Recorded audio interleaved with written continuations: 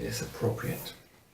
It is something that is not meant to be negative in any way. It is a test, not of humanity, but of energy.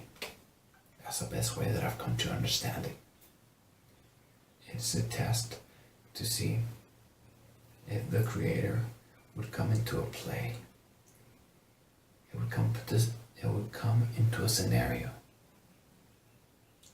Not knowing that He was the Creator, not knowing that He was the Creator, that He was one with everything. To be able to forget, to be able to not have any idea of its divinity and magnificence.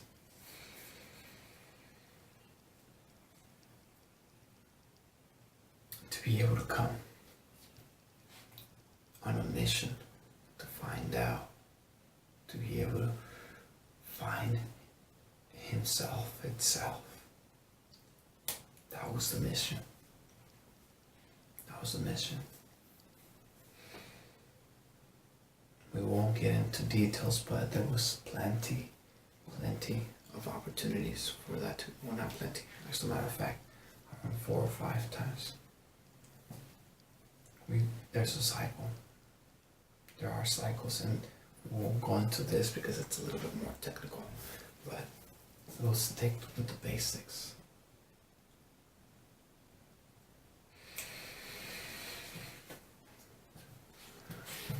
You see, once you begin to see yourself as all that you are, all of who you really are, and then come into this life and forget about everything of your grandness and magnificence, you begin to explore. And that is how you explain the lives of everyone.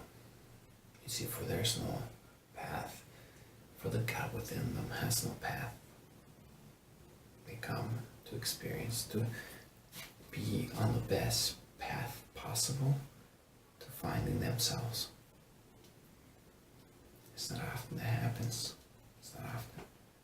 We've seen it through the centuries that there have been few of those who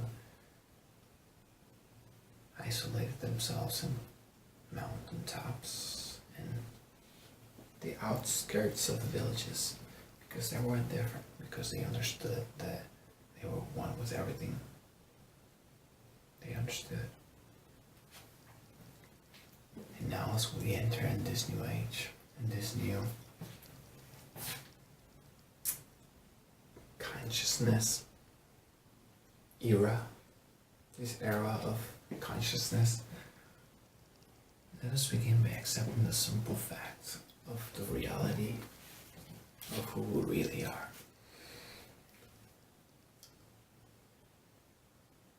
For you are more than what you would think you are. You are way more. Be in like manner. Act in like manner. For you are divine. You are magnificent. Do whatever it is that you gotta do in order for you to begin to find that greatness that is within you. What expresses your biggest? One of the best ways that I would put it is this way. I've always been a dreamer. Goals have always inspired me to be more. And thus that is one way in which you can use to connect with to pursue that path that would allow you to discover the reality and magnificence and divinity that you are. And this path would be something like this. And I'll say that you have a passion for singing, for acting, for something that you truly, truly and deeply love. That you say, I will do this even if I had to do it for free. You say, I don't care if I would get paid, if I had a guitar and I would just play that guitar to the best way that it can be possibly played. When singing is a passion, when skating, surfing, reading, whatever it is, you name it. If that is your passion, it is divinely inspired by you, by the greatness that is within you. Nurture that passion, and you will be honoring the God that is within you. And then just you begin to honor, something beautiful begins to happen within you. You begin to awaken within to the realization that you are one, that you are powerful, that you are the creator, and the creativity. You are that. So let us begin to awaken to a new reality. Let us begin to awaken to our magnificence and divinity, for it is our birthright. If you've been on the path of not knowing who you really were, there's no judgment, or there's no shame, or there's no anything that would indict you, or that would judge you. For you were acting within your parameters of being godly and divine. But as a human, one of the first things that you must always do is this. You gotta forgive yourself. Remember, you gotta let go. Remember, for all the time that for all the eons and centuries and years and decades that you've been separated from the soul and the mind, there's always been a gap within it. And that gap of this singularity that said that you are only one person, that is you against the world, that everything always happens to you.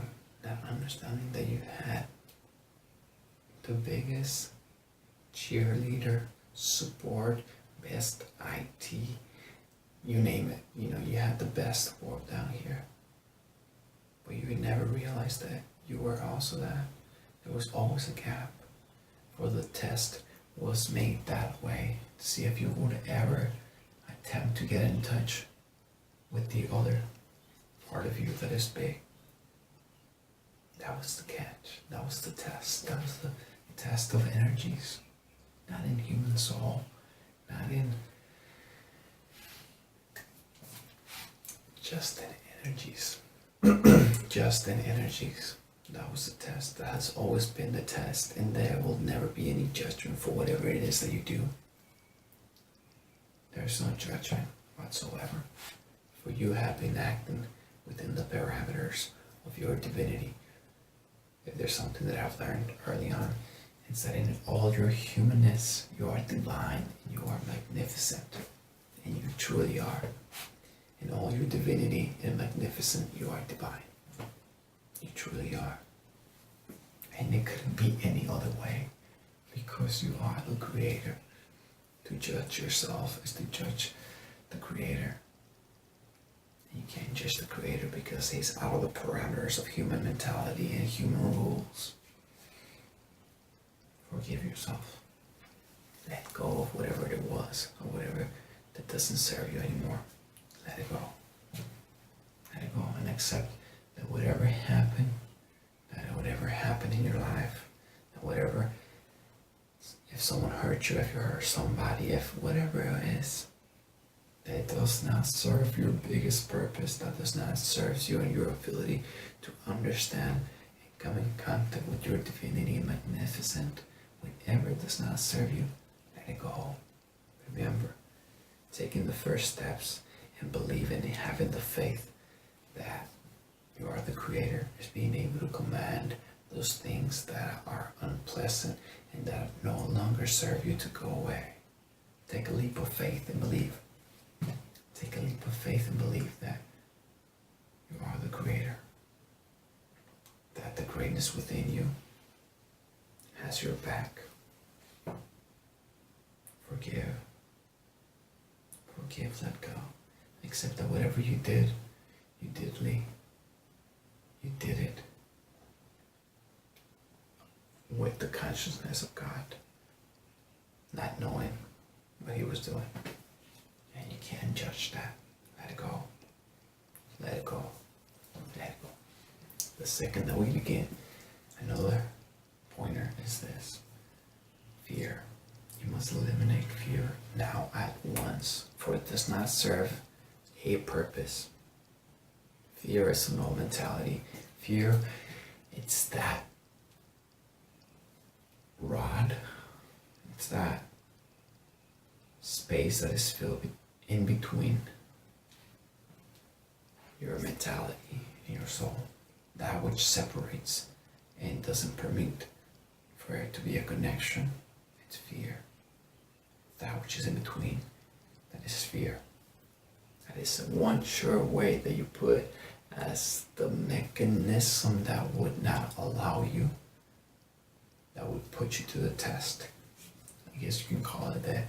It's the test of fear. For once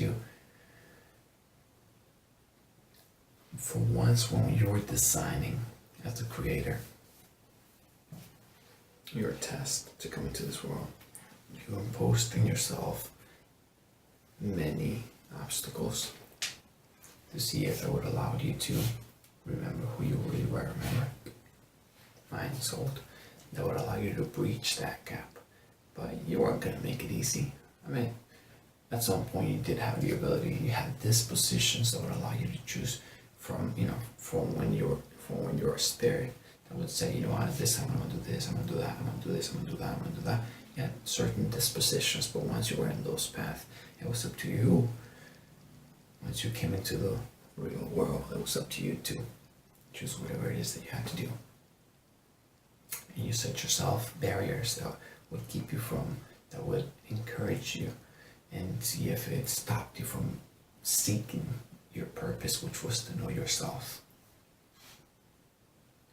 And one of the biggest barriers, the Mount Everest of the barriers that you placed in between your mind and your soul, was fear. Fear is a powerful world.